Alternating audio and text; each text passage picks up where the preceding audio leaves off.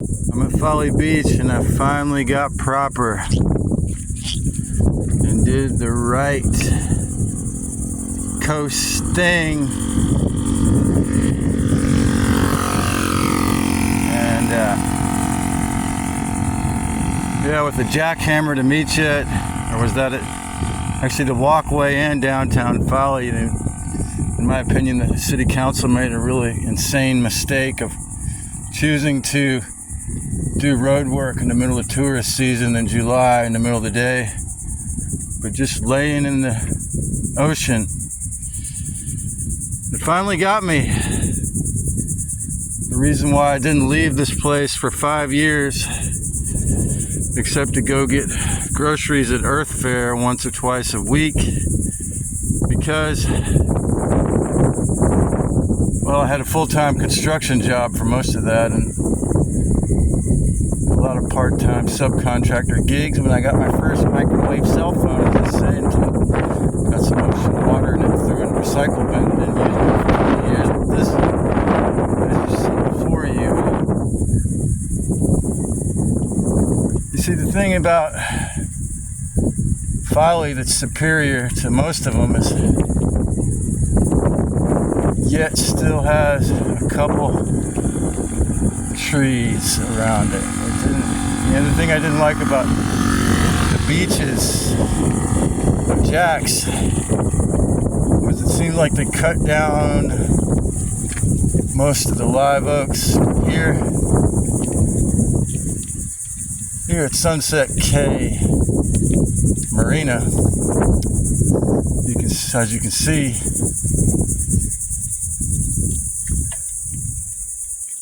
when I wasn't in a weekly stag cheap apartment rental that still existed back then. I'll find out if it does anymore, but I don't think it's possible. I met a landlady as I was approaching this house to get the number and call her, because I want to move home, honestly. But when I say it's gotten me, what I mean is the spirit of Folly, the good. The thing about Folly is that since I was a little boy, about 8 years old, when I'd fight in the ocean, I'd actually do 8-year-old version of shadow work in the ocean and fight the ocean and get out all my aggression and anger doing karate kicks. And from that until when I was in my early 20s, and like I say, I didn't leave this place for 5 years, but maybe once or twice a week to get health food. I was absorbing the real, what I would say is the spirit of Christ Sophia, the warm ocean for 4 or 5 months really is the highest magic I get physically, but of course the sun and a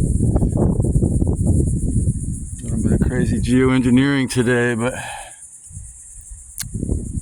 I say get me, I say that because I really never felt so at home as I felt when I didn't leave this island. I don't know if that's something to do with my Pisces moon. Anyway, today I decided I was going to get CBD, or, well, they don't even have those, I don't think. But there is a place in this epically beautiful little cultural enclave, some think, compared to all the other islands where the houses are all $1 million. And, one of the strongholds that maintain its, quirky, artist, creative, loving, hippie, really, identity is called Bert's Market, and you can actually buy 100 milligram THC drink. I guess you have to be over 21. They put it in with the beer case, and 24/7 you could buy your THC product. It's supposedly from hemp, I don't know, but I got a 20 milligram drink because that was the only one I could find that didn't have sugar. And yeah, they sell a lot of booze, like beer and every kind of groceries, from organic to regulars. And I think, you can get a free cup of coffee when you go in there. And I noticed they had a piano with a painting from some movie. I can't even remember now, but so I got my THC drink. I rocked a few notes on this piano with the music playing and pop music playing, and just hordes of people in there to get a sub right at noon there, or 1 p.m. You know, half a dozen people or more just having to work their ass off, or, you know, the people in the grocery section, you know, working solidly. And it just, in front of it, they have a little free pantry. It's another thing I want to make a short video of for you. There's one also in James Island, and also in West Side, Santa Cruz, that is basically what it is a homeless or a poor person, a broke person can go get a can of food basically with no shame. It's a way a person can get fed without getting shamed or signing their name on a list or giving the church or the, you know, philanthropic charity group a number, you know, a head count, the chance to get more money donated or whatever. Nothing like that. Just food. And I saw some questionable things in there, shall we say, but yeah.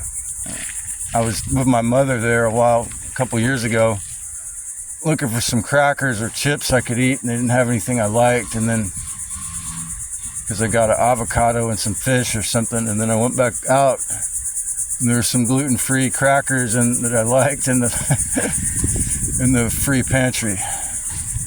So yeah, I think it maintains the spirit of kindness, of love, maybe drunkenness, but just, you know, wild party, creative kind of energy,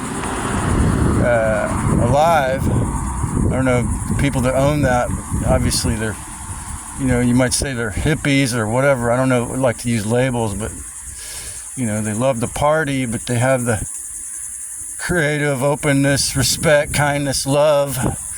Also, you know, really, like, you feel it in there. And so then I went out to the ocean and went for a swim, and these two adorable girls, probably put together would be my age, I don't know, 25 or whatever. I don't know how young they were. So they put their stuff down near me after I crack a smile when they're walking by. Then they run real fast into the ocean.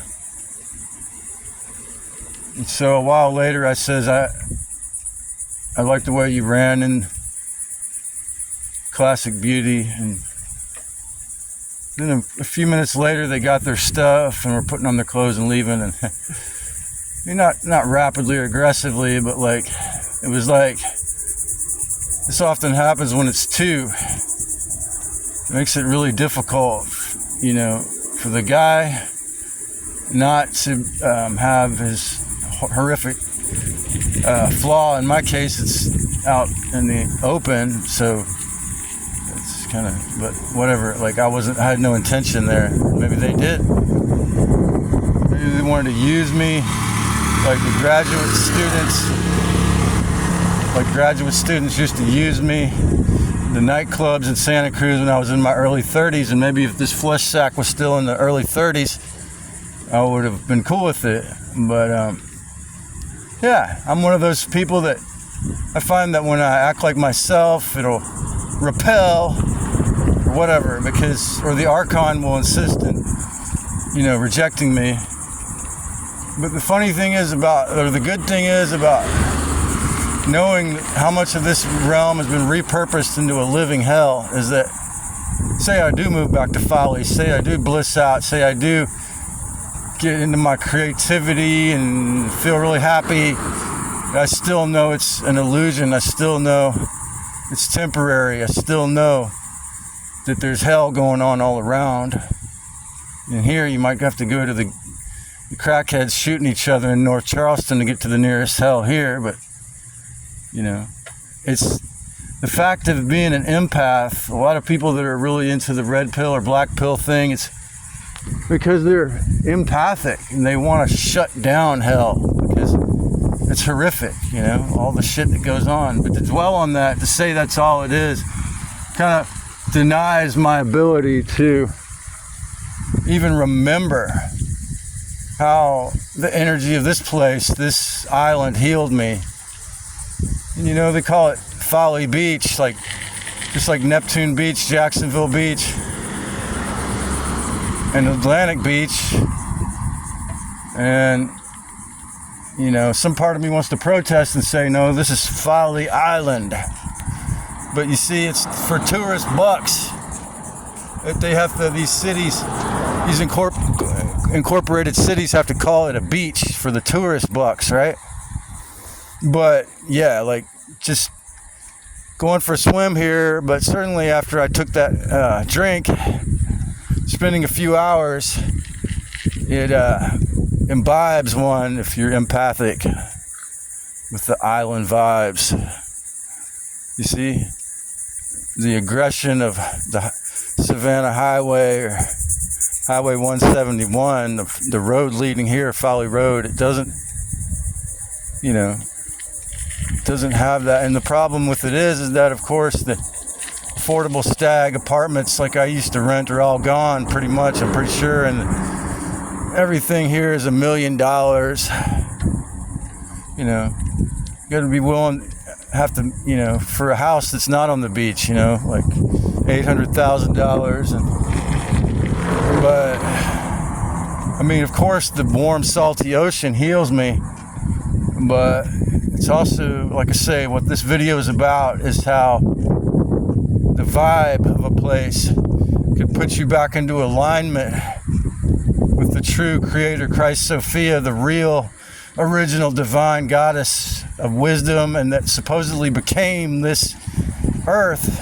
When you go to an island, when you get the vibe of an island place, the people have respect, they move slower, they go around on these golf carts, and the whole thing is designed to be healing and respectful compared to the mainland Babylon rat race matrix. It doesn't have that energy, and it was so trippy for me to, in my hotel in Jacksonville, to pay $1. You know, my Mayan zodiac thing is the white planetary world bridger. I was going to show you these huge flamingos, but I think we already passed them. So when you think about it, what is a world bridger? What does that mean? The white world bridger. Well, what is the white world? Like financial slavery, houses, and hippies, and rainbow gathering, intentional communities, or whatever. So for me, like in Jacksonville, just paying them $1 to be all of a sudden in the rich, to go from people suffering in a pit of hell psychologically, a lot of them, to survive, most of them coping there by blazing weed on the outside of on the property line because they weren't supposed to do it in the in-town suites, working hourly wage jobs, to go into a place where there's like one room or two rooms maybe for rent in the entire three beaches, and other than ones that are, you know, hundreds of dollars by the night or whatever. So because everyone here is on vacation or rich, or, you know, the hardcore, what do you call it, the diehards who refuse to leave, which I would have been if I hadn't gone to California, you know. Like maybe the owners of Bert's, you know, there's those who are maintaining that, the island vibe, the respect, the relaxation, the, you know, treating each other with decency and not acting aggressive and stupid like you're in the road rage. You know, there's those that are here that maintain that vibe. So, you know, just hanging out at Folly for a couple hours, especially when you can get into warm ocean, it puts my headspace in the right place. Let's put it that way. The island timey, you know, It's like they say Humboldt or island timey. It's like, I'll meet you around noon, I'll meet you that day, or whatever day it was, you know. It's like, I'll meet you on that day. It's not like, you know, Chronos filthy extraction. It's like, and so when people say, you know, Humboldt time or island time, what they mean is like, I'll be there today or around the middle of the day, around sunset, you know. And this is how you can work with paper fiat or the coming digital even, or so you can work with the matrix. You have, like, say, if your boss would not fire you for being 5 minutes late, then you know. This is the kind of construction and landscaping crews I'd work with on Folly Beach when I lived here, and it was also we'd take what we called safety breaks, you know.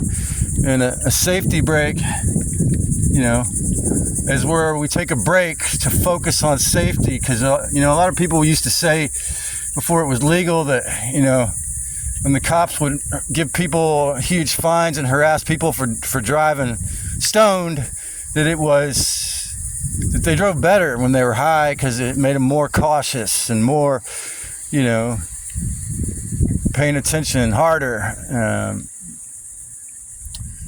But yeah, so it's really beautiful, and there's a lot of green, tropical green trees all around it, forest, live oaks, hidden live oaks. I could show you, if you want to go for hours, I could show you 5 hidden live oak trees that hide themselves from the road around here.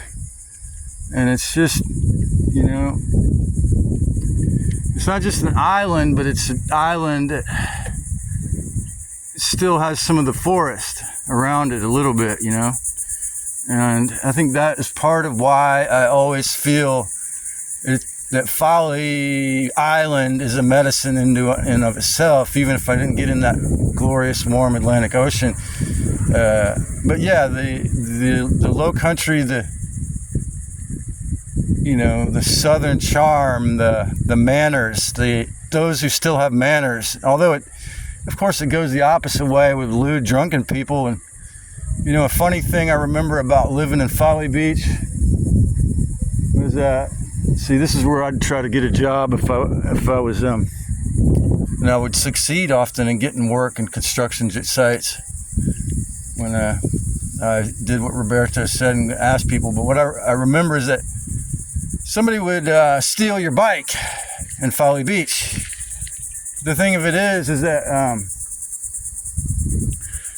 when they steal your bike in Folly Beach, you'd find that what happened is they got hammered and they grabbed the nearest bicycle, and then you find it leaned up against your friend's house.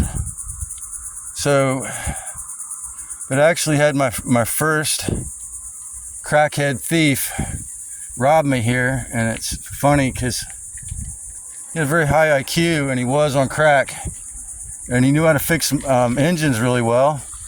So my friend I was working, doing jobs for by the hour, he was also doing jobs for my friend, fixing his boat engine. And so I'm so glad that I overcame the addiction of ganja, because I remember days I was in my cheap hotel apartment over here that's probably long gone, and jonesing, you know, 20 years old, jonesing. And so this guy's like, oh, I know where to get some weed. So the first time I gave him the money, and he came back and gave me the weed, and the second time, he just kept the money and went and got some crack. And I had never, it's funny to say to me now, in 20 years in California, but I had not encountered that kind of dishonesty. Here we go. This is a new artwork in the spirit of folly and, you know, patriotism. So the next moment when I was jonesing, walking down Center Street here, looking for figure out how I was going to get some weed. This kind of nondescript 50-year-old dude, nice slick back haircut. Oh, looking at it up close, man, the photograph in the free newspaper really didn't do this justice, man. Check this out. It doesn't show all this, man. This is quite good, actually, now that I look at it. So, you know, this dude sitting there having a beer somewhere in one of these party houses around here. He was like, oh, I know where to get some weed. And so I was all paranoid naturally after just getting ripped off to give him any money. So this guy had a 1959 Schwinn or something like around in there. And, you know, with the spring in the front, and he said, hey, just keep my bicycle while I go get the weed, and that's worth like 20 times the amount of money you gave me or whatever. And I was like, okay. And I remember thinking that riding on that 1959 Schwinn got me higher. Then he came back with some of the stuff we would call beasters, which was Sinsemilla buds grown in some huge greenhouse in British Columbia that would get smushed in somebody's pocket in a Honda, shipped 3,000 miles and sold in South Carolina. And, you know, it was good. It worked, but it was like, I just remember thinking, well, that bicycle ride got me way higher, because it took me a while to get it going, you know, but once I got it going, like, it just felt like it was riding heaven. And again, that's another to end this video I want to say is that this is where the little library is, where I did community service, and I got busted with a 6-pack in Newcastle when I was 20. The judge says, you know, you could get in big trouble for this in South Carolina, and anywhere else they take away your license for 6 months and make you go to all these classes. But this is Folly Beach, so my community service was putting up Halloween decorations for 2 hours after I actually helped the firemen clear a log from this lot before they built that. And the first hour I washed out police cars was my punishment. So yeah, it's even with the law, even with the fucking law, it's Folly Beach is a little different. It's kind of a realm unto itself. This bar over here has tries to spread around this swag that says Folly Beach, the edge of America, you know, because it's out here. You know, the bus only takes you a couple miles from here, but still, maybe it's good, you know, just like having Sykes 9 miles out into the forest in Central California. I mean, maybe it's self-protecting to be all the way out here, but I tell you, I hate to leave. I'm leaving Folly right now, but the thing is, I'll never leave Folly in spirit, because, you know, some part of me in my heart, you know, will always remember the sacred divine grace, the friendliness, the endless party even, but, you know, that could lead to a mess, but the blessings, the way that I felt actually connected to nature in the warm ocean, the way that I felt when I go out into the live oaks, it's different. It's like there's parts of Folly that are not destroyed by the filth, and part of its charm and its heart and its awareness actually maintains, even now in the economic insanity we're in now, it actually maintains that level of pure beauty, Christ, Goddess, Sophia, Gaia, whatever you want to call it, that original creators love, that serious sacred goddess power that can really never be fully turned into a fucking hell. I mean, they can make all the houses cost $1 million. It's about the closest they can do. But nothing's going to, you know, until they can engineer a hurricane to completely wipe it out. Even then, it'll come back and reincarnate as another really beautiful island with, you know, artists And so, yeah, I'm really thankful to the spirit of Folly Beach. You know, one of my friends went to the College of Charleston, said his science teacher said no one ought to be allowed to live on that island because, you know, the dunes, the tides are always carving at it, and like the West Cliff Santa Cruz, the place where I used to sunbathe for several years, is gone because it went into the ocean. Well, the same thing happens to Folly Beach. It gets changed and eroded, and somebody put a house like kind of in front of our house and started falling into the ocean slowly, because that's what happens. So yeah, it's a divine place, I think, and I'm glad there's still folks there maintaining its, you know, its loving vibes. Because, yeah, I mean, the world is a really fucked up and harsh place, but Folly stays in some grace. To end with the rhyme. Love you, folks. And if you can, remember Folly spirit and have a good timey.